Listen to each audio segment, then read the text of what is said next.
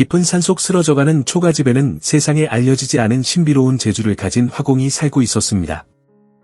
그가 부대 먹을 찍어 종이 위에 새 한 마리를 그려넣자 놀랍게도 그림 속의 새가 깃털을 고르더니 힘찬 날갯짓과 함께 하늘로 날아올랐습니다. 재물과 명예를 탐내는 세상의 손길을 피해 숲으로 숨어든 화공과 그가 남긴 기이한 흔적들을 따라가 봅니다. 구름조차 쉬어간다는 험준한 산맥이 병풍처럼 둘러쳐진 곳, 첩첩산중 깊은 골짜기에는 해가 중천에 떠도 짙은 안개 탓에 늘상 푸르스름한 어둠이 깔려 있었다. 인적이라고는 약초를 캐는 신만이들조차 발길을 끄는 지 오래된 그 험한 산세 한가운데 마치 바위 틈에 도달한 이끼처럼 위태롭게 서 있는 초가집 한 채가 있었다.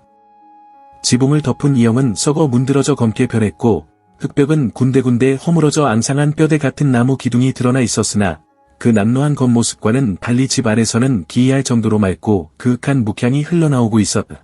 이곳의 주인은 윤겸이라는 이름의 사내였다. 세상은 그를 잊었으나 그는 세상을 잊지 못해 붓을 들었다. 갓 쓴 머리칼은 흐트러져 반백이 되었고 무명옷은 낡아해졌으나 붓을 쥐는 그의 손가락 마디마디에는 오랜 세월 수련으로 다져진 굳은 살이 훈장처럼 박혀 있었다. 방 아래는 가구라곤 낡은 서한 하나와 벼루, 그리고 산더미처럼 쌓인 종이 뭉치가 전부였다. 창호지 문틈으로 새어 들어온 한 줄기 달빛이 서한 위를 비추자 윤겸은 깊은 한숨을 내쉬며 벼루에 물을 따랐다. 또 연적에서 떨어진 물방울이 검은 돌 위로 떨어지는 소리가 적막한 산중의 고요를 깨뜨렸다. 윤겸은 먹을 갈기 시작했다. 먹이 갈리는 소리는 마치 깊은 계곡물 소리 같기도 하고 바람이 대나무 숲을 스치는 소리 같기도 했다. 그는 단순히 검은 물을 만드는 것이 아니었다. 자신의 혼을, 뼛속 깊이 사무친 고독을, 그리고 차마 말로 다 하지 못할 세상에 대한 그리움과 원망을 그 검은 액체 속에 녹여내고 있었다. 먹향이 방 안을 가득 채우자 그의 눈빛이 달라졌다. 조금 전까지의 지친 기색은 온데간데없고 마치 먹이를 노리는 맹수처럼 형형한 건체가 동공 깊은 곳에서 일렁였다. 그가 붓을 들어 먹물을 듬뿍 찍었다. 붓끝이 종이에 닿는 순간 하얀 한지는 마치 목마른 돼지가 비를 맞이하듯 검은 기운을 빨아들였다. 윤겸의 손놀림에는 거침이 없었다. 붉은 선이 지나가면 바위가 솟아났고 가는 선이 스치면 바람이 불었다. 그러나 그가 오늘 그리려는 것은 산수도 풍경도 아니었다. 그의 붓끝은 종이의 중앙, 그 하얀 여백을 향해 맹렬하게 파고들었다. 검은 먹물은 깃털이 되었다. 한 올 한 올, 마치 살아있는 것의 숨결을 불어넣듯 섬세하게 그려진 깃털들은 금방이라도 바람에 나부낄 듯 생생했다. 붓이 지나간 자리마다 윤기가 흐르는 검은 날개가 펼쳐졌고 날카로운 부리와 단단한 발톱이 종이 위에 새겨졌다. 그것은 매였다. 하늘의 제왕이라 불리는 매 한 마리가 종이 위에서 금방이라도 날아오를 듯한 기세로 웅크리고 있었다. 윤겸은 마지막으로 붓끝을 뾰족하게 다듬었다. 이제 가장 중요한 것이 남았다. 그는 숨을 멈추었다. 심장 소리조차 들리지 않는 극도의 긴장감이 방 안을 감돌았다. 붓끝이 매의 머리 부분, 비어있는 눈동자 자리를 향해 내려 꽂혔다. 저만 검은 점 하나가 찍히는 순간 방 안의 공기가 급격하게 요동쳤다. 촛불이 미친 듯이 춤을 추었고 닫혀있던 문풍지가 덜컹거렸다. 윤겸은 붓을 떨어뜨리며 뒷걸음질 쳤다. 그가 그린 그림 속의 매, 그 검은 눈동자에서 서늘한 푸른 빛이 번뜩였다. 그것은 착각이 아니었다. 종이 위에 그려진 목선들이 꿈틀거리기 시작했다. 평면 속에 갇혀있던 먹물들이 입체적인 형상을 갖추며 부풀어 올랐다. 지익, 지익, 종이가 찢어지는 소리가 났다. 하지만 그것은 누군가 손으로 찢는 소리가 아니었다.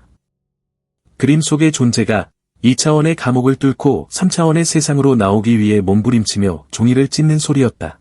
오늘도 깨어났구나. 윤겸은 식은땀을 흘리며 나지막이 읊조렸다.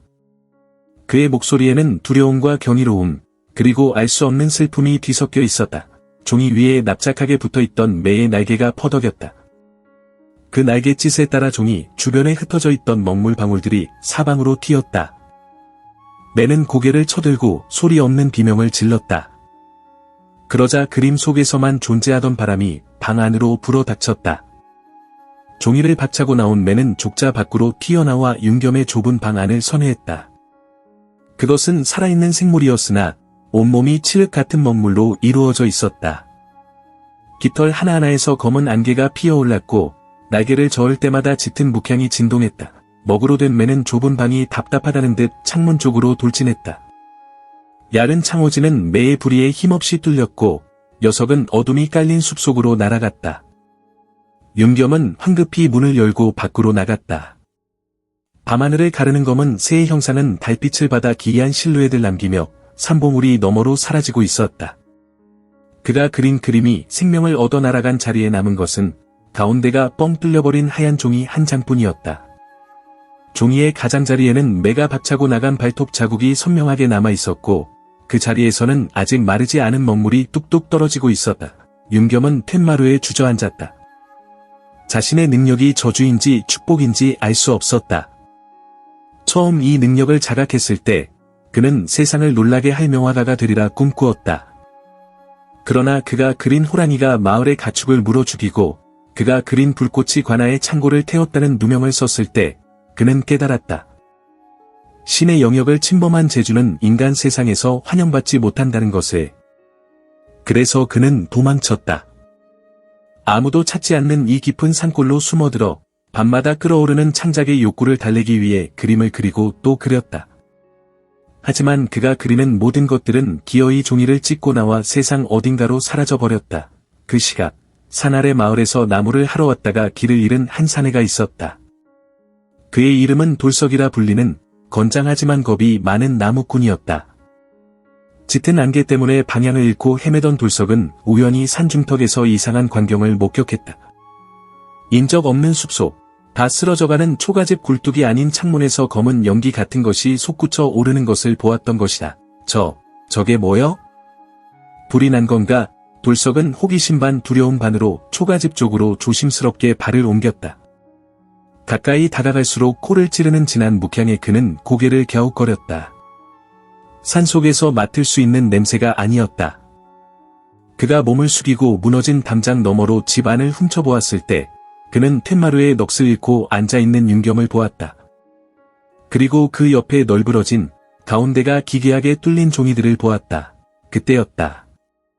돌석의 머리 위로 무언가 거대한 그림자가 휙 지나갔다. 깜짝 놀라 위를 쳐다본 돌석의 눈이 휘둥그레졌다. 달빛을 가리며 날아가는 것은 분명 새였으나 그 깃털에서는 검은 물이 뚝뚝 떨어지고 있었다. 떨어진 검은 액체가 돌석의 뺨에 닿았다. 차가웠다. 그리고 비릿한 먹 냄새가 났다. 석은 손으로 뺨을 닦아내고는 자신의 손에 묻은 검은 얼룩을 멍하니 바라보았다. 살아있는 먹물, 돌석의 다리가 후들거렸다. 그는 본능적으로 알 수 있었다. 저 집의 주인은 평범한 사람이 아니었다. 아니, 사람이 아닐지도 몰랐다. 도깨비나 산신령, 혹은 귀신에 홀린 자가 분명했다. 돌석은 비명을 지르고 싶은 입을 틀어막고 뒷걸음질을 쳤다. 나뭇가지가 밟히는 소리가 정적을 깼다. 누구냐? 윤겸의 날카로운 외침이 들려왔다. 돌석은 뒤도 돌아보지 않고 산 아래를 향해 내달렸다. 덩굴에 걸려 넘어지고 가시에 찔려 피가 났지만 멈출 수 없었다. 자신이 본 것을, 이 기이하고 소름 끼치는 광경을 마을 사람들에게 알려야 했다. 아니, 어쩌면 그 그림 속의 괴물이 자신을 쫓아올지도 모른다는 공포가 그의 등을 떠밀었다. 윤겸은 돌석이 사라진 숲 쪽을 뚫어지게 응시했다. 인기척은 사라졌지만 불길한 예감은 짙은 안개처럼 가슴을 옥죄어왔다. 누군가 보았다. 자신의 비밀이 이 산골짜기에 숨겨두었던 금기된 재주가 타인의 눈에 띄고 만 것이다. 윤겸은 떨리는 손으로 서한 위에 찢어진 종이를 움켜쥐었다. 종이는 바스락거리며 그의 손 안에서 부서졌다. 이제 이곳도 안전하지 않겠구나. 그는 알고 있었다. 소문은 발 없는 말이 되어 천리를 갈 것이고 그 소문을 듣고 탐욕스러운 자들이 몰려들 것이다. 어떤 이는 신기한 구경거리를 찾아, 어떤 이는 그 재주를 이용해 큰 돈을 벌기 위해, 또 어떤 이는 요괴라 칭하며 그를 헤아려 들 것이다. 지난 세월, 그가 수없이 겪어왔던 일들이 주마등처럼 스쳐 지나갔다. 윤겸은 방으로 들어가 주섬주섬 짐을 챙기기 시작했다. 챙길 것이라야 붓 몇 자루와 벼루, 그리고 멍 몇 개가 전부였다. 하지만 짐을 싸던 그의 손이 멈칫했다. 방 한구석, 낡은 장롱 깊숙한 곳에 보관된 두루마리 하나가 눈에 들어왔기 때문이었다. 그것은 그가 평생을 바쳐 완성하고자 했으나 차마 마지막 눈동자를 찍지 못해 봉인해 둔 그림이었다.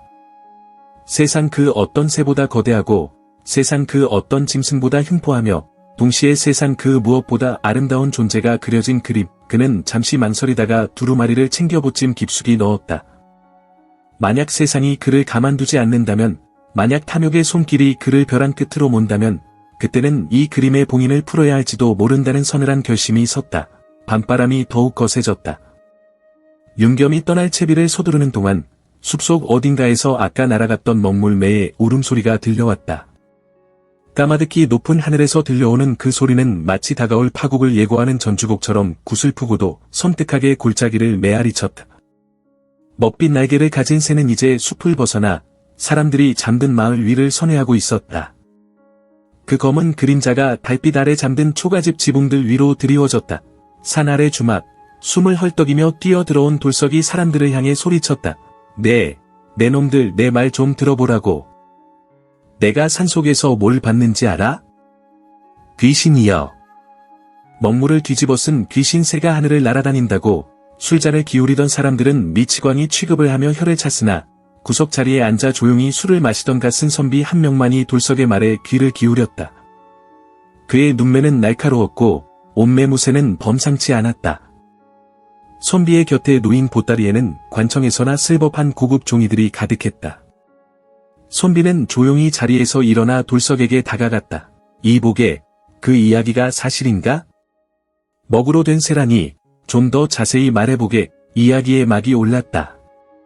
종이를 뚫고 나온 신비, 그리고 그 뒤를 쫓는 욕망과 두려움의 그림자가 이제 막 얽히기 시작했다. 붓끝에서 시작된 기적은 과연 세상을 구원할 날개짓이 될 것인가, 아니면 모든 것을 집어삼킬 검은 재앙이 될 것인가. 깊은 산속의 화공 윤겸은 보찜을 메고 어둠 속으로 발걸음을 옮겼다. 하지만 그는 알지 못했다. 자신이 그린 매가 이미 그의 앞길을 비추듯 혹은 감시하듯 하늘 높이 떠서 그를 내려다보고 있다는 사실을. 달빛이 핏기 잃은 사람의 얼굴처럼 창백하게 내려앉은 산골짜기 주막은 밤이 깊었음에도 소란스러웠다. 팥주가 넘쳐오르는 사발 부딪히는 소리와 걸쭉한 육두문자가 오가는 사이로 돌석의 목소리는 점점 더 날카롭게 갈라지고 있었다. 그는 마치 무언가에 홀린 사람처럼 눈을 희번덕거리며 허공에 손짓을 해댔다. 내 두 눈으로 똑똑히 보았다니까. 종이 쪼가리에서 튀어나온 매가 푸드덕거리며 하늘로 솟구치는데 그게 산짐승이 아니라 온통 시커먼 먹물 덩어리였단 말이여. 그 놈이 날개를 한번 칠 때마다 검은 물방울이 비처럼 흩뿌려지는데 내 살다 그리 요상하고 무서운 꼴은 처음 보았네. 사람들은 혀를 끌끌 차며 돌석에게 핀잔을 주었다. 산짐승을 보고 놀라 헛것을 보았다거나 낮술에 취해 몽유병 환자처럼 구는 것이라며 비웃음이 쏟아졌다. 하지만 구석 자리에 앉아있던 갓쓴 선비 조정함은 달랐다. 그는 미동도 없이 찻잔을 만지작거리며 돌석의 이야기에 온 신경을 곤두세우고 있었다. 그의 눈빛은 먹잇감을 노리는 맹수의 그것처럼 서늘하게 빛났다. 정함의 곁에 놓인 보찜 속에는 한양 도화서에서나 볼 법한 고급 종이와 붓들이 숨겨져 있었으나 그는 스스로를 그림 그리는 화공이라 소개하지 않았다. 그는 그림의 기운을 쫓는 자, 혹은 그 기운을 탐하는 자였다. 정함은 천천히 자리에서 일어나 돌석의 앞으로 다가갔다. 그의 걸음걸이는 소리 없이 매끄러웠고 도포 자락이 스치는 소리마저 들리지 않을 만큼 은밀했다. 그가 품에서 엽전 꾸러미를 꺼내 탁자 위에 올려놓자 주막 안의 소란이 일순간 잦아들었다. 묵직한 쇠붙이 소리는 사람들의 호기심과 탐욕을 자극하기에 충분했다. 그 먹물 새가 날아오른 곳이 어디냐? 정함의 목소리는 낮고 굵직했다. 돌석은 눈앞에 놓인 엽전 꾸러미를 보며 마른 침을 삼켰다. 공포는 잠시였고 눈앞에 재물이 주는 유혹은 달콤했다. 돌석은 떨리는 손가락으로 어둠이 짙게 깔린 산중턱을 가리켰다. 저기 벼랑 끝 외딴집이 구먼요. 귀신 들린 화쟁이가 산다는 소문은 들었지만 내 직접 겪을 줄은 몰랐습죠. 나리, 혹시 그놈을 잡으러 오신 겁니까? 정암은 대답 대신 싸늘한 미소를 지으며 주막을 나섰다. 그의 뒤로 건장한 산의 선옷이 그림자처럼 따라붙었다. 그들은 정암이 한양에서부터 대동한 호위 무사들이었다. 정암은 하늘을 올려다보았다. 달빛 아래 희미하게 검은 점 하나가 맴돌고 있었다. 보통 사람의 눈에는 보이지 않을 높이였지만 기이한 기운을 읽는 정암의 눈에는 선명하게 들어왔다. 그것은 살아있는 생물이 아니었다. 누군가의 염원이 혹은 저주가 뭉쳐 만들어진 인공의 생명체였다. 찾았다. 전설 속에서나 듣던 환쟁이가 실제했구나. 한편 쫓기는 신세가 된 윤겸은 거친 숨을 몰아쉬며 산길을 오르고 있었다. 그의 등에는 단촐한 보침이 매달려 있었고 그 속에는 그가 평생을 바쳐 지켜온 그리고 두려워해온 두루마리가 들어있었다. 발바닥에 밟히는 낙엽 소리가 마치 죄인을 옥죄는 포승줄 소리처럼 들려왔다. 차가운 밤 공기가 폐부 깊숙이 들어와 박혔지만 흐르는 식은땀을 식혀주지는 못했다. 윤겸은 자신이 가진 재주가 축복이 아닌 저주임을 너무나 잘 알고 있었다. 어린 시절 그가 붓을 들어 참새를 그리면 그 참새는 종이를 찢고 날아가 버렸고 꽃을 그리면 방 안 가득 꽃향기가 진동하다가 시들어 버리곤 했다. 스승은 그에게 붓구두로 생명을 훔치는 아이라며 엄하게 꾸짖었다. 세상의 이치를 거스르는 그림은 결국 화공의 생명을 갉아먹고 나아가 세상을 혼란에 빠뜨린다는 가르침이었다. 스승이 세상을 떠나던 날 윤겸은 다시는 붓을 들어 생명을 그리지 않겠노라고 맹세했었다. 하지만 오늘 그 맹세는 깨졌다. 외로움이 사무쳐 무심코 그려낸 매 한 마리가 그의 운명을 송두리째 흔들어 놓은 것이야. 산길은 험난했다. 가시덤불이 도포 자락을 잡아채고 튀어나온 나무 뿌리가 발목을 걸었다. 윤겸은 비틀거리면서도 멈추지 않았다. 머리 위에서 끼이 하는 날카로운 울음소리가 들려왔다. 그가 그려낸 먹물매였다. 녀석은 윤겸을 떠나지 않고 그의 머리 위를 선회하며 마치 길잡이처럼 앞서거니 뒤서거니 하고 있었다. 윤겸은 그 모습을 보며 가슴이 저려왔다. 저것은 자신의 외로움이 빚어낸 허상인가 아니면 자신의 영혼 조각인가 그때였다. 산 아래쪽에서 붉은 불빛들이 꿈틀거리며 올라오기 시작했다. 횃불이었다. 하나, 둘, 셋. 횃불의 숫자는 점점 늘어나 마치 거대한 불뱀이 산을 휘감고 올라오는 듯했다. 그들의 속도는 빨랐다. 단순히 길을 잃은 나그네들이 아니었다. 명확한 목적지를 가지고 누군가를 사냥하기 위해 움직이는 자들의 기척이었다. 윤겸은 벼랑 끝에 멈춰 섰다. 더 이상 올라갈 곳이 없었다. 아래를 내려다보니 까마득한 절벽 아래로 검푸른 강물이 흐르고 있었다. 뒤에서는 횃불의 열기와 사람들의 웅성거림이 점점 가까워지고 있었다. 거기 멈추시오. 어둠 속에서 쩌렁쩌렁한 고함이 들려왔다. 횃불을 든 무사들이 숲을 헤치고 나타나 윤겸을 반원형으로 포위했다. 그들 사이로 갓을 쓴 정암이 천천히 걸어 나왔다. 횃불에 비친 정암의 얼굴은 기괴할 정도로 차분했다. 그는 윤겸을, 아니 정확히는 윤겸의 등 뒤에 있는 보침과 그의 손을 뚫어져라 쳐다보았다. 그대가 바로 붓으로 숨을 불어넣는다는 화공인가? 정암의 질문에 윤겸은 뒷걸음질 쳤다. 발뒤꿈치에서 돌 부스러기가 떨어져 절벽 아래로 사라졌다. 나는 그저 산속에 사는 촌부일 뿐이요. 길을 잘못 드신 듯하니 돌아가시오. 윤겸의 목소리는 떨리고 있었지만 눈빛만은 꺾이지 않았다. 정암은 코웃음을 쳤다. 촌부라. 촌부의 머리 위를 맴도는 저 기이한 새는 무엇으로 설명할 텐가? 정암이 손가락으로 하늘을 가리키자 모든 사람의 시선이 위로 향했다. 먹빛 날개를 가진 매가 횃불 빛을 받아 번들거리며 그들 위를 빙글빙글 돌고 있었다. 병사들 사이에서 허 하는 탄성이 터져나왔다. 소문은 사실이었다. 종이로 만들어진 것이 분명한, 그러나 살아 움직이는 괴물이 저기 있었다. 저것을 보라. 먹물이 뚝뚝 떨어지는 꼴이 영락없는 요물이 아니냐. 병사 중 하나가 활을 들어 매를 겨누었다. 팽팽하게 당겨진 시위가 퉁겨지는 소리와 함께 화살이 밤 공기를 갈랐다. 하지만 화살은 매의 몸을 관통하고도 아무런 타격을 주지 못했다. 매의 몸은 마치 물과 같아서 화살이 지나간 자리가 순간적으로 흩어졌다가 다시 검은 먹물로 메워졌다. 물리적인 타격이 통하지 않는 존재. 공포심이 병사들 사이로 전염병처럼 번져나갔다. 정암은 오히려 눈을 빛내며 한 걸음 더 다가왔다. 놀랍군. 정말 놀라워. 이토록 완벽한 형상이라니. 이복의 화공, 그 재주를 내게 넘기게. 나라를 위해, 아니 더 큰 대의를 위해 그 힘이 필요하다. 이 힘은 저주요. 탐욕을 위해 쓰여서는 안 되는 것이요. 윤겸이 소리쳤다. 그는 보침을 더욱 꽉 움켜쥐었다. 정암의 표정이 순식간에 싸늘하게 굳었다. 말로 해서 듣지 않는다면 힘으로라도 데려가야겠군. 여봐라, 저 자를 생포하라. 다치게 해도 좋으나 손만은 상하게 해서는 안 된다. 정암의 명령이 떨어지자마자 무사들이 칼을 뽑아들고 윤겸에게 달려들었다. 윤겸은 절망적인 심정으로 주위를 둘러보았다. 도망칠 곳은 없었다. 절벽 아래로 뛰어내리거나 잡히거나 둘 중 하나였다. 그때였다. 하늘을 맴돌던 먹물매가 날카로운 비명 같은 울음소리를 내지르며 급강하였다. 매는 손살같이 내려와 가장 앞서 달려오던 무사의 얼굴을 덮쳤다.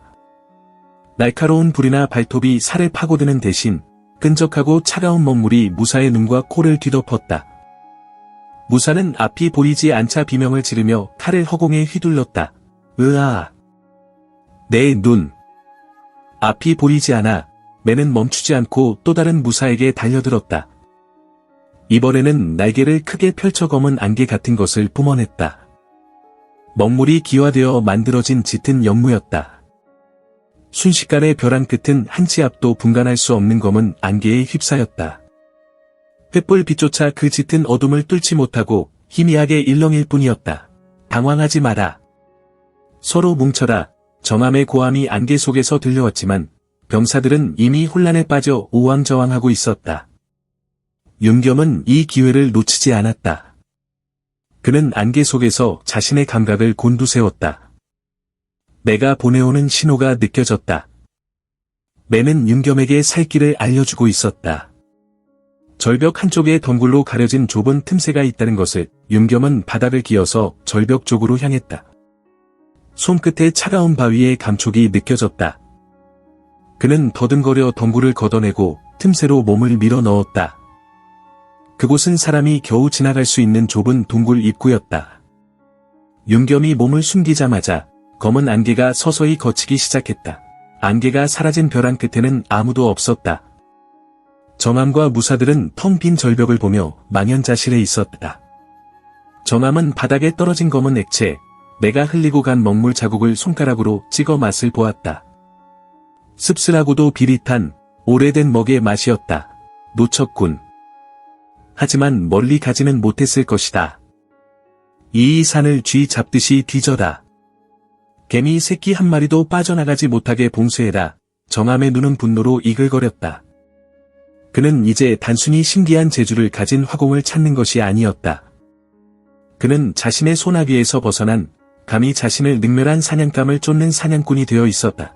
좁은 동굴을 통해 산의 반대편으로 빠져나온 윤겸은 다리가 풀려 주저앉고 말았다. 옷은 찢어지고 손은 흙투성이었지만 다행히 보침 속의 그림은 무사했다. 그는 거친 숨을 고르며 하늘을 올려다보았다. 먹물매는 보이지 않았다. 녀석은 윤겸을 구하기 위해 자신의 기운을 너무 많이 소진한 탓인지 아니면 추적자들의 눈을 피해 어딘가로 숨은 것인지 알 수 없었다. 윤겸은 다시 일어섰다. 이곳도 안전하지 않았다. 정암이라는 자의 눈빛은 집요하고도 잔인했다. 그들은 밤이 새도록, 아니 윤겸을 잡을 때까지 멈추지 않을 것이다. 그는 이제 선택해야 했다. 더 깊은 산속으로 숨어들 것인가, 아니면 세상 밖으로 나가 자신의 운명과 정면으로 맞설 것인가. 그때 보침 속 깊은 곳에서 두루마리가 미세하게 진동하는 것이 느껴졌다. 봉인된 그림 속의 존재가 바깥 세상의 소란을 감지하고 깨어나려 하는 것 같았다.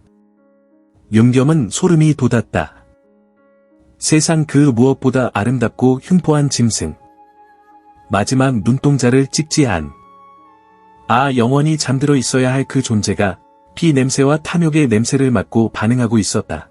아직은 때가 아니다. 윤겸은 보침을 고쳐매고 어둠이 가장 짙은 숲의 심연을 향해 발걸음을 옮겼다.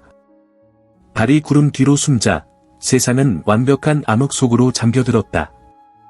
오직 윤겸의 발소리와 보이지 않는 곳에서 그를 지켜보는 먹물매의 시선만이 숲을 채우고 있었다. 붓끝에서 시작된 기적은 이제 돌이킬 수 없는 재앙의 씨앗을 품은 채 걷잡을 수 없는 운명의 소용돌이 속으로 빠져들고 있었다. 화공의 손은 떨리고 있었지만 그의 마음속 깊은 곳에서는 알 수 없는 뜨거운 무언가가 꿈틀거리고 있었다. 그것은 두려움이었을까? 아니면 금기된 예술을 향한 본능적인 희열이었을까?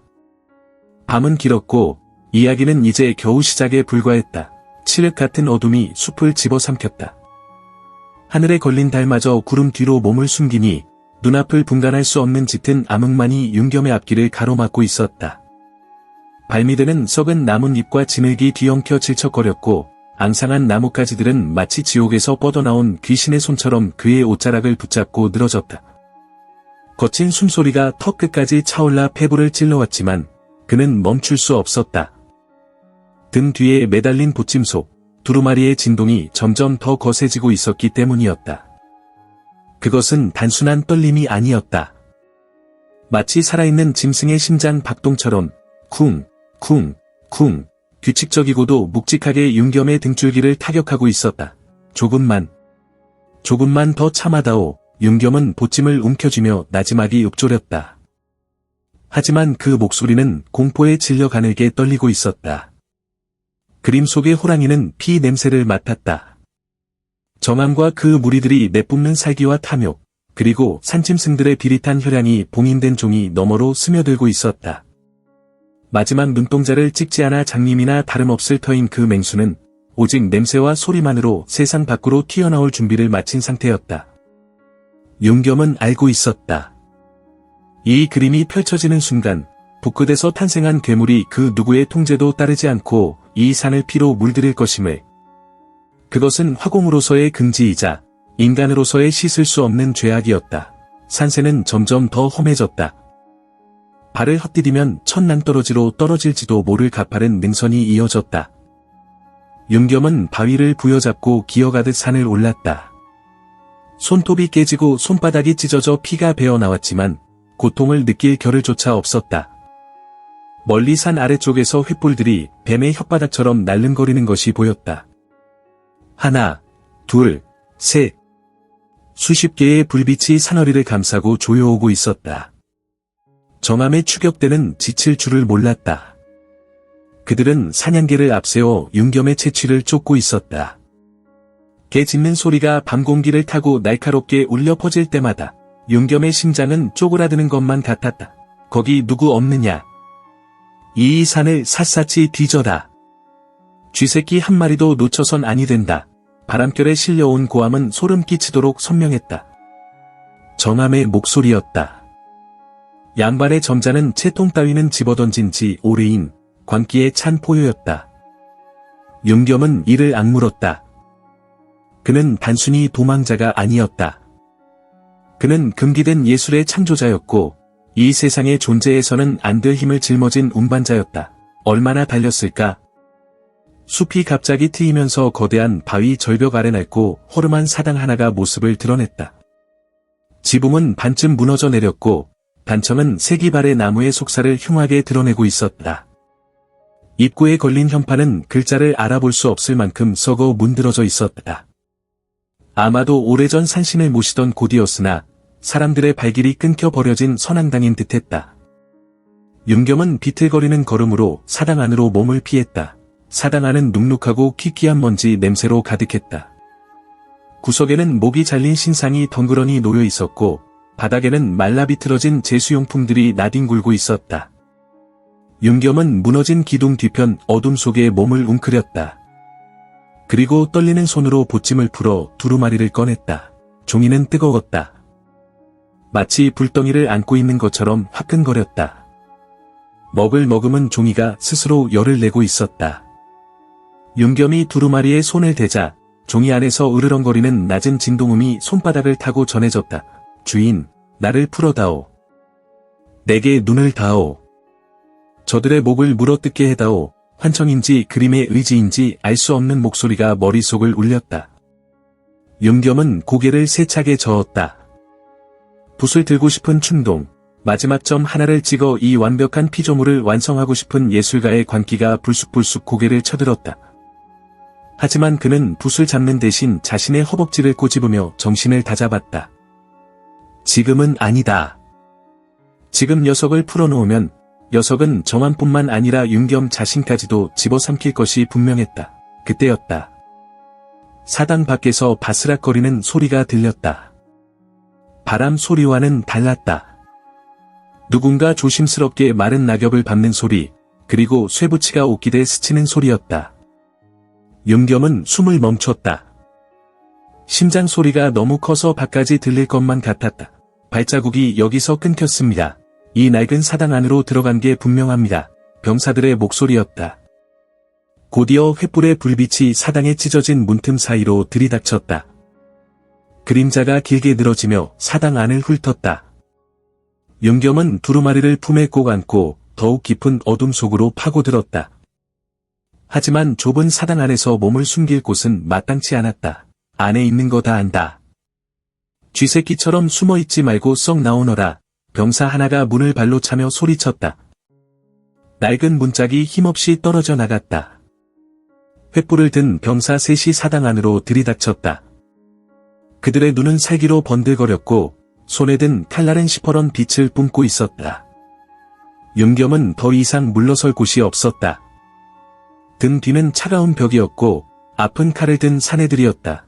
그 순간 사당의 천장 쪽에서 기괴한 울음소리가 터져나왔다. 끼에액, 먹물매였다. 윤겸을 구하고 사라졌던 녀석이 어느새 따라와 사당의 대들보 위에 숨어 있었던 것이다. 매는 칠흑 같은 날개를 펼치며 병사들을 향해 급강하였다. 녀석의 날갯짓 한 번에 검은 먹물이 비처럼 흩뿌려졌다. 으아! 이게 뭐야?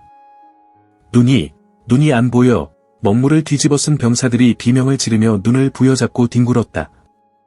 매는 그 틈을 놓치지 않고 날카로운 발톱으로 병사들의 손등과 얼굴을 핥히었다. 붉은 피 대신 검은 먹물이 튀었다. 하지만 매의 움직임은 전보다 훨씬 둔해져 있었다. 녀석의 몸을 이루고 있는 먹색이 옅어져 있었고 날개 끝은 흐릿하게 번져 있었다. 윤겸을 위해 너무 많은 기운을 소진한 탓이었다. 저 요물. 활을 쏴라. 활로 쏴 떨어뜨려. 뒤따라 도착한 정함이 고래고래 소리를 질렀다. 사당 밖을 포위하고 있던 궁수들이 일제히 활시위를 당겼다. 슝, 슝, 슝. 바람을 가르는 소리와 함께 화살들이 빗발치듯 사당 안으로 쏟아져 들어왔다.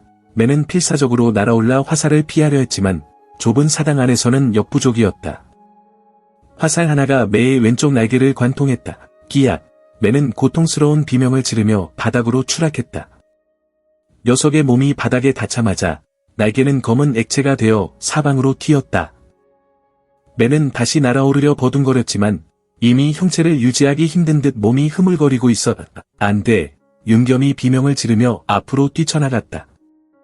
그는 자신의 부통을 열어 쓰러진 매를 향해 붓을 뻗었다. 붓구두로 매의 흩어지는 기운을 거두어들이려 했다. 하지만 정함의 병사들이 더 빨랐다. 그들은 윤겸을 덮쳐 바닥에 거칠게 짓눌렀다. 차가운 흙바닥에 얼굴이 처박혔다.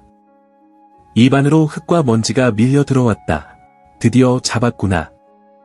이 미천한 환쟁이 정함이 천천히 걸어 들어왔다. 그는 가끈을 고쳐매며 윤겸을 내려다보았다. 그의 얼굴에는 승리감과 함께 잔인한 미소가 걸려 있었다. 정함은 바닥에 떨어진 윤겸의 보찜을 발끝으로 툭 찼다. 이것이냐? 그 대단한 그림이라는 것이. 정함이 몸을 굽혀 보찜 속에 두루마리를 꺼내 들었다. 윤겸은 몸부림쳤지만 장정셋이 그를 누르고 있어 꼼짝할 수 없었다. 안 됩니다. 그것을 펼치지 마십시오. 펼치면 모두 죽습니다. 윤겸이 목이 터져라 외쳤다. 그러나 정함은 코웃음을 칠 뿐이었다. 모두 죽어? 하하하. 내 놈이 그린 그림 따위가 감히 나를 해할 수 있다고 생각하느냐? 나는 왕실의 종친이다. 천하의 그 무엇도 내 허락 없이는 숨조차 쉴 수 없다. 정암은 망설임 없이 두루마리의 끈을 풀었다. 스르륵 두루마리가 풀리는 소리는 섬뜩할 정도로 조용했다. 그러나 그 순간 사당 안의 공기가 돌변했다. 밖에서 불어오던 바람이 뚝 그쳤고 숲속의 풀벌레 소리마저 거짓말처럼 사라졌다. 오직 정암이 든 종이에서 뿜어져 나오는 냉기만이 사당 안을 가득 채웠다. 종이 위에는 상군, 즉 거대한 호랑이 한 마리가 그려져 있었다. 털 한 올 한 올이 마치 살아있는 듯 생생하게 묘사된 백호였다. 웅장한 근육, 땅을 박차고 나갈 듯한 역동적인 자세, 그리고 금방이라도 포효를 내지를 듯 벌린 아가리. 모든 것이 완벽했다. 단 하나, 눈동자가 비어있는 것을 제외하고는 정암은 잠시 숨을 멈추고 그림을 바라보았다. 그 역시 예술을 아는 자였다. 이 그림이 범상치 않다는 것을, 인간의 손으로 그려낸 경지를 넘어섰다는 것을 본능적으로 느꼈다. 그의 눈에 탐욕이 이글거렸다. 아름답구나. 실로 아름다워. 내 평생 수많은 명화를 보았지만 이런 기운을 품은 것은 처음이다. 이것은 내 것이다. 이제부터 내 수장고의 가장 깊은 곳을 장식하게 될 것이다. 정암의 손이 그림을 어루만졌다. 그때였다. 쿵! 정암의 손끝에서 묵직한 파동이 느껴졌다. 그림 속 호랑이의 근육이 미세하게 꿈틀거렸다. 정암은 깜짝 놀라 손을 뗐다. 착각인가 싶어 다시 보았지만 이번에는 더 확실했다. 그림 속 호랑이의 꼬리가 살랑거리며 움직이고 있었다. 먹으로 그려진 꼬리가 종이의 표면 위에서 물결처럼 일렁였다. 이게 무슨 정암의 얼굴이 하얗게 질렸다. 주변에 있던 병사들도 기이한 광경에 뒷걸음질 쳤다. 쓰러져 있던 매의 먹물 자국들이 스르르 기어와 윤겸의 몸 주변으로 모여들기 시작했다. 바닥에 눌려있던 윤겸이 고개를 들었다. 그의 눈빛은 아까와는 달랐다. 두려움은 사라지고 체념과 결의가 뒤섞인 기묘한 광채가 서려 있었다. 내가 경고하지 않았습니까? 그놈은 주인을 기다리는 개가 아닙니다. 굶주린 짐승입니다. 윤겸의 목소리는 낮고 차분했다. 그는 자신을 누르고 있던 병사들의 힘이 빠진 틈을 타 천천히 몸을 일으켰다. 병사들은 공포에 질려 감히 그를 제지하지 못했다. 윤겸은 품속에서 붓 한 자루를 꺼냈다. 끝이 갈라지고 닳았지만 그의 손때가 묻은 소중한 붓이었다. 그는 바닥에 고인 매가 흘리고 간 검은 먹물 웅덩이에 붓끝을 적셨다. 매의 피의자 영혼인 그 먹물은 붓을 타고 윤겸의 손으로 그리고 심장으로 흘러 들어왔다. 뜨거운 기운이 전신을 감돌았다. 대감, 당신은 그림을 소유할 수는 있어도 그 안에 깃든 혼을 가질 수는 없습니다. 혼은 오직 그리는 자와 통하는 법이니까요. 윤겸은 정암을 똑바로 응시하며 한 걸음 내디뎠다. 정암은 두루마리를 든 채 얼어붙어 있었다. 그림 속 호랑이가 종이 밖으로 앞발을 내밀고 있었다. 평면의 종이에서 입체적인 형상이 솟아오르는 기괴하고도 압도적인 광경이었다. 먹으로 된 발톱이 허공을 긁자 지직거리는 소리와 함께 공간이 뒤틀렸다. 막아라. 저 미친 화공을 베어라. 그림을 찢어버려. 정암이 뒤늦게 비명을 질렀다. 병사들이 칼을 빼들고 윤겸에게 달려들었다. 하지만 늦었다. 윤겸의 붓이 허공을 가르며 춤을 추기 시작했다. 그는 종이에 그림을 그리는 것이 아니었다. 허공에, 그리고 이 상황 자체에 그림을 그리고 있었다. 그의 붓질 한 번에 검은 먹물이 채찍처럼 휘날리며 병사들의 칼을 쳐냈다. 붓질 두 벌의 짙은 안개가 다시 피어올라 사당 안을 가득 채웠다.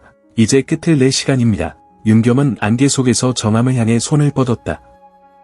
정확히는 정암이 들고 있는 두루마리를 향해서였다. 안개 속에서 거대한 호랑이의 형상이 윤겸의 등 뒤로 어른거렸다. 호랑이는 아직 눈이 없었지만 윤겸의 눈이 곧 호랑이의 눈이었다. 저만 눈을 찍어 생명을 불어넣으리라. 윤겸이 붓을 높이 쳐들었다. 붓끝에는 매의 희생으로 얻은 짙은 먹물이 뚝뚝 떨어지고 있었다. 그 먹물은 단순한 검은색이 아니었다. 깊은 심연과도 같은 모든 빛을 빨아들이는 절대적인 어둠이었다. 정암은 공포에 질려 두루마리를 놓치고 말았다. 허공에 뜬 두루마리는 바닥으로 떨어지지 않고 보이지 않는 힘에 의해 윤겸의 앞으로 날아와 쫙 펼쳐졌다. 백호의 얼굴이 윤겸의 코앞에 있었다. 비어있는 두 눈구멍이 윤겸을 바라보며 갈구하고 있었다. 완성을, 생명을, 그리고 피를. 윤겸은 숨을 들이켰다.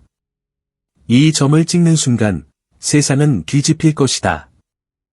자신은 더 이상 평범한 화공으로 돌아갈 수 없을 것이다. 어쩌면 이 산 전체가 지옥도로 변할지도 모른다.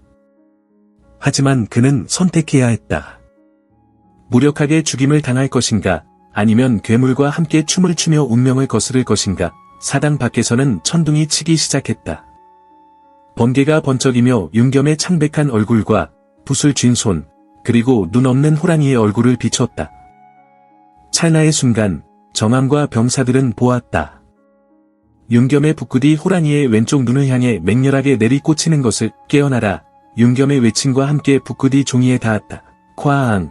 사당의 지붕이 날아갈 듯한 굉음이 터져나왔다. 먹물이 폭발하며 사방으로 튀었다. 그 어둠 속에서 두 개의 시퍼런 안광이 번뜩였다. 종이를 뚫고 나온 거대한 앞발이 사당의 바닥을 내리쳤다. 땅이 갈라지고 기둥이 무너져 내렸다. 정암은 비명을 지를 새도 없이 바닥을 구르며 뒤로 물러났다. 연기와 먼지, 그리고 흩날리는 먹물 사이로 거대한 짐승의 실루엣이 천천히 몸을 일으켰다. 그것은 산만 한 덩치를 가진 백호였다. 녀석의 털은 밤하늘처럼 검었고 줄무늬는 하얀 달빛처럼 빛나고 있었다. 그리고 방금 찍힌 눈동자는 살아있는 생명체의 것이라기보다는 지옥의 불길을 담은 듯 붉게 타오르고 있었다. 호랑이가 고개를 돌려 윤겸을 바라보았다. 그리고 이내 시선을 돌려 벌벌 떨고 있는 정암과 병사들을 향해 고개를 숙였다. 녀석의 입에서 터져나온 것은 짐승의 포효가 아니었다. 그것은 산 자체가 부짖는 소리였다. 크아앙! 포효 소리에 병사들의 고막이 터질 듯 울렸고 횃불들이 일제히 꺼져버렸다. 사당 안은 이제 완벽한 어둠에 잠겼다. 오직 호랑이의 붉은 눈빛과 그 옆에 서 있는 윤겸의 서늘한 눈동자만이 어둠 속에서 빛나고 있었다. 이야기의 절정은 아직 오지 않았다. 이것은 단지 사냥의 시작을 알리는 신호탄일 뿐이었다. 먹으로 태어난 짐승과 붓을 든 산에 그들의 광란의 밤이 이제 막막을 올리고 있었다. 먹물은 살아있었다. 아니, 살아있다는 말로는 부족했다. 그것은 태고의 어둠이 웅축된 덩어리였으며 억울하게 죽어간 매의 피가 섞여 끓어오르는 저주의 결정체였다. 사당 안을 가득 채운 것은 비단 짐승의 포효뿐만이 아니었다. 바닥을 적신 빗물과 섞인 먹물이 검은 안개처럼 피어올라 공간의 이치와 법칙을 지식이고 있었다. 횃불이 모두 꺼져버린 사당 안은 칠흑 같은 어둠에 잠겼어야 마땅했으나 기이하게도 윤겸의 눈에는 모든 것이 대낮처럼 환히 보였다. 그것은 백호의 눈이 윤겸의 시야를 공유하고 있기 때문이었다. 붉게 타오르는 짐승의 시선으로 바라본 세상은 온통 잿빛 공포와 붉은 생명력의 파동으로 넘실거렸다. 이게 무슨 조화란 말이냐? 불을 켜라. 당장 불을 켜란 말이다. 정암의 비명 섞인 고함이 어둠을 갈랐다. 그는 뒷걸음질 치다 제풀에 걸려 넘어지면서도 손에 쥔 칼을 허공에 휘둘렀다. 병사들 역시 공황 상태에 빠져 오왕저왕했다. 그들은 보이지 않는 적을 향해 창을 찔러댔지만 창끝이 가르는 것은 허무한 공기뿐이었다. 그러나 그 허공에서 답이 돌아왔다. 쉬 하는 소리와 함께 묵직한 바람이 불었다. 그것은 바람이라기보다는 거대한 부채가 한 번에 휘둘러질 때 나는 파열음과 같았다. 어둠 속에서 하얀 달빛 같은 줄무늬가 번개처럼 스쳐 지나갔다. 으아! 가장 앞에 서 있던 병사 하나가 비명과 함께 허공으로 치솟았다가 바닥으로 내동댕이 쳐졌다. 그의 갑옷 위에는 날카로운 발톱 자국이 깊게 패여 있었는데 그 상처에서는 붉은 피 대신 검은 먹물이 울컥울컥 쏟아져 나왔다. 짐승에게 당한 자는 현실의 육신이 찢기는 것이 아니라 그 존재의 근원이 먹으로 오염되는 듯했다. 윤겸은 그 자리에 못 박힌 듯 서서 그 광경을 지켜보았다. 손에 쥔 붓은 여전히 뜨거웠다. 붓대를 타고 전해지는 진동은 호랑이의 심장 박동과 정확히 일치했다. 쿵, 쿵, 쿵, 사당의 바닥을 울리는 거대한 발걸음 소리가 윤겸의 심장을 때렸다. 호랑이는, 아니 그 먹으로 된 괴수는 물리적인 형체를 가졌으되 그 본질은 흐르는 액체와 같았다. 병사가 내리친 칼날이 호랑이의 등줄기를 갈랐으나 녀석의 몸은 베어지는 대신 검은 연기처럼 흩어졌다가 다시 뭉쳐졌다. 베어낼 수 없는 공포, 찌를 수 없는 절망. 그것이 바로 윤겸이 그려낸 살아있는 그림의 실체였다. 귀신이다. 그림 귀신이다. 병사들은 전의를 상실하고 출구를 향해 내달렸다. 하지만 굳게 닫힌 사당 문은 꿈쩍도 하지 않았다. 문틈 사이로 흘러나온 검은 먹물이 덩굴처럼 엉겨붙어 문을 봉인하고 있었다. 사당은 이제 세상과 단절된 오직 심판만을 위한 화폭이 되어 있었다. 윤겸은 천천히 걸음을 옮겼다. 그의 발밑에서 먹물이 찰박거렸다. 그는 난장판이 된 사당 한가운데에 주저앉아 벌벌 떨고 있는 정암을 향해 다가갔다. 윤겸의 뒤로 집채만 한 호랑이의 그림자가 어른거렸다. 내 놈. 내 놈이 사수를 부리는구나. 정암은 바닥을 기며 뒤로 물러났다. 그의 화려했던 비단 옷은 흙탕물과 먹물로 엉망이 되어 있었다. 권력의 정점에 서서 세상을 내려다보던 오만함은 온데간데 없고 오직 살고자 하는 비로한 본능만이 그의 눈동자에서 일렁였다. 사술이 아닙니다. 윤겸의 목소리는 차분했다. 천둥 소리조차 그의 목소리를 덮지 못했다. 이것은 당신이 그토록 원하던 진짜입니다. 껍데기뿐인 허상이 아니라 혼을 갈아 넣고 생명을 불어넣은 살아있는 그림이지요. 보십시오. 당신이 탐하던 그 호랑이가 여기 있습니다. 그르르른 낮게 깔리는 짐승의 울음소리가 정암의 등 뒤에서 들려왔다. 정암이 뻣뻣하게 굳은 고개를 돌렸다. 바로 코앞에 정말로 손을 뻗으면 닿을 거리에 거대한 호랑이의 얼굴이 있었다. 부드로 털 한 올 한 올을 세밀하게 그려낸 듯한 그러나 숨결마다 뜨거운 김을 내뿜는 괴수가 그를 내려다보고 있었다. 그 붉은 눈동자에는 자비가 없었다. 그것은 자연의 섭리이자 인과응보의 불꽃이었다. 호랑이의 입이 천천히 벌어졌다.